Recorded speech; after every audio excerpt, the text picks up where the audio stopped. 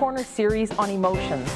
During this 5-week series, we're going to be talking about some of the many emotions that we feel.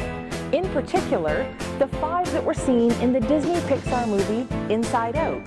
Do you remember that film? In this film, it showed a little girl named Riley who had 5 emotions living inside her brain.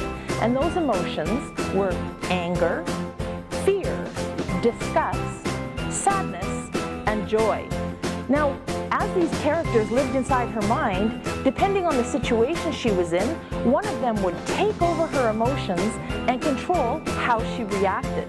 That's what the movie says about emotions. Do you think that's true? Well, you're right. It doesn't really work that way.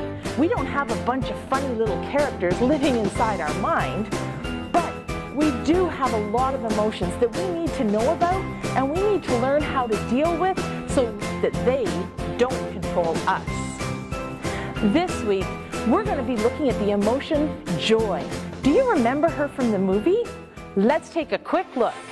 Ever wonder why you feel the way you do? Well, get to know your emotions.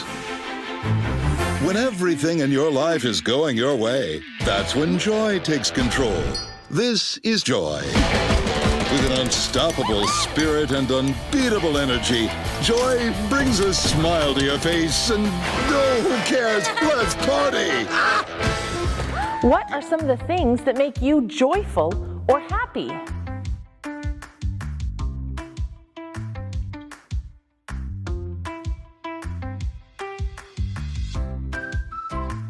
So what did you write down? Are they similar to the ones that I have on my list?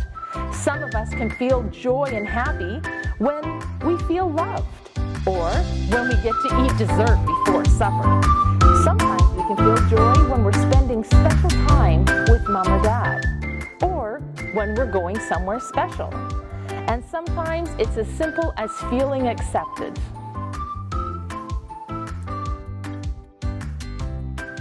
Everyone likes to be happy. Do you think that you could be joyful in all situations? What do you think the Bible has to say about joy? Well, joy is the emotion that makes us feel the best. And today, we will learn that when we walk with Jesus, He can transform and change all of our emotions of anger and fear and disgust and sadness into a celebration of joy. Every one of us is a whole bundle of emotions. We have all of these emotions that we've looked at over the past 5 weeks within us at all times.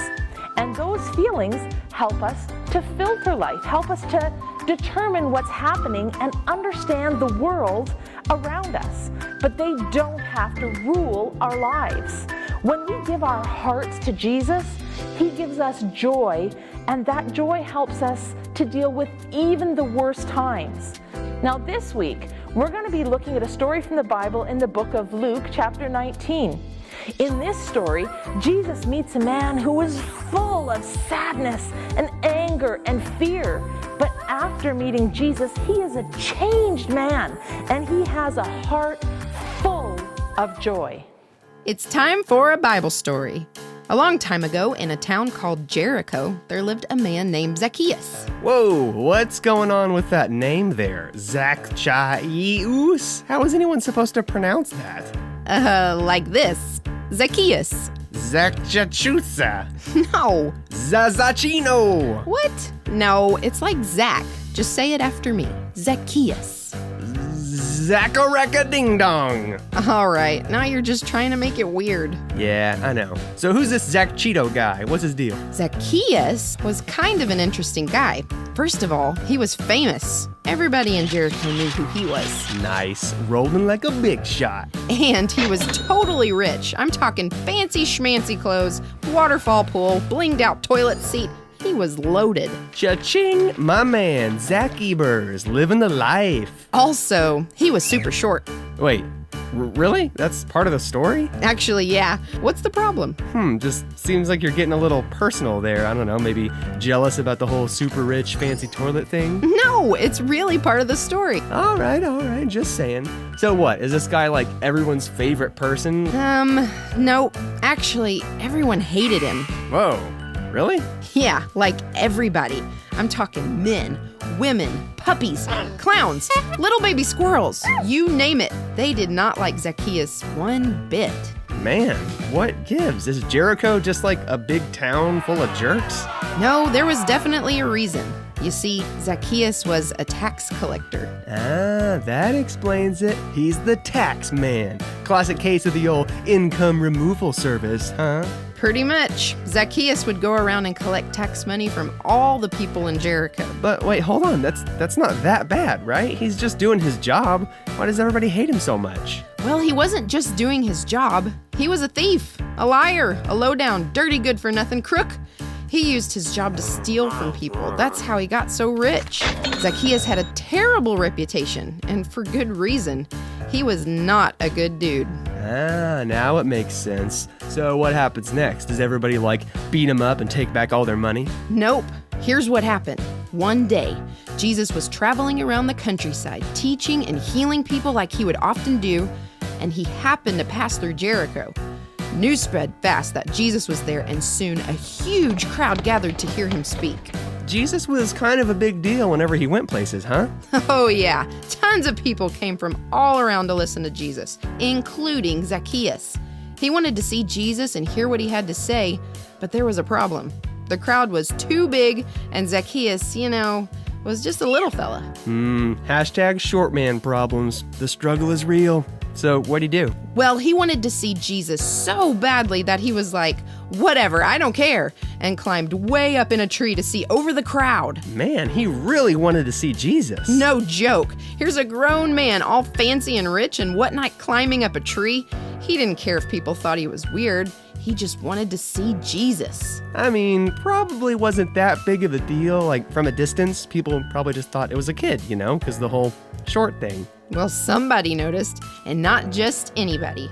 Jesus himself sees this guy climbing a tree to see him, and he stopped talking to the crowd. Everyone went silent as Jesus looked right at Zacchaeus, and the crowd waited on pins and needles to see what Jesus would say.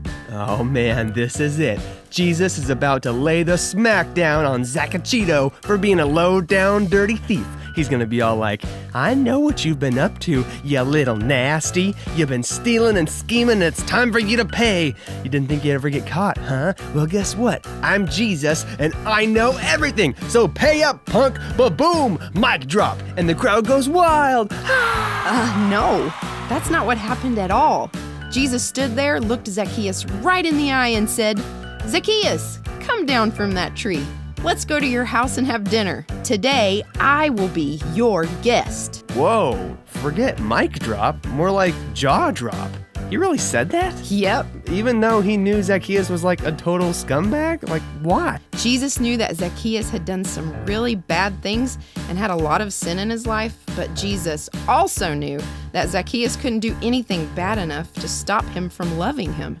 He wanted to spend time with Zacchaeus so that he could save him from the sin in his life. Whoa, so what happened next? Well, just like he said, Jesus went to Zacchaeus' house and had dinner with him, which was a huge deal. Before this, nobody hung out with Zacchaeus, and here's Jesus going to his house for dinner as his guest. It's like I've always said, there ain't much that a good burger can't fix. You never said that. Well, it's still true. After Zacchaeus spent time with Jesus, his heart was totally changed. He apologized to everyone for what he had done and gave half of his belongings to the poor. Then he paid back all the people he'd stolen from 4 times what he owed them.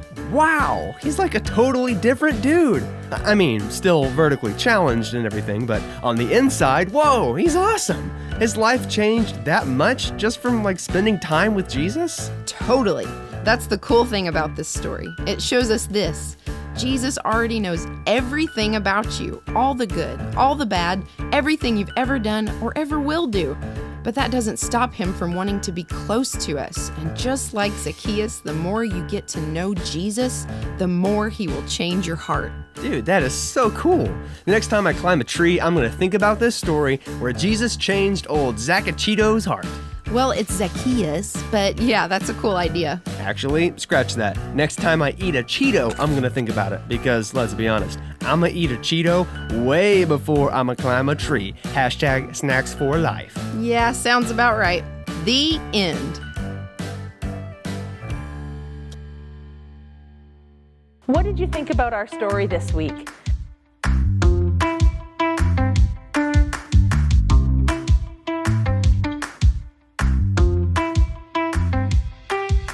Isn't it amazing how knowing Jesus can transform your life? He changed Zacchaeus' life, and he can change yours too. All you have to do is invite him into your heart. If you haven't done that yet, then take a minute and do it now.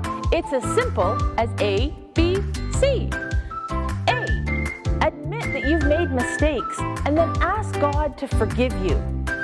B, believe that God sent his one and only Son, Jesus, to take the punishment for your sin, and then trust that he has forgiven you. And C, choose to spend your life depending on God's power to say no to sin. If you have made this important decision today, you should talk to your parents about it. We hope that you enjoyed your time with us during this series on emotions, and hope that you continue to join us for activities at Friends at the Corner.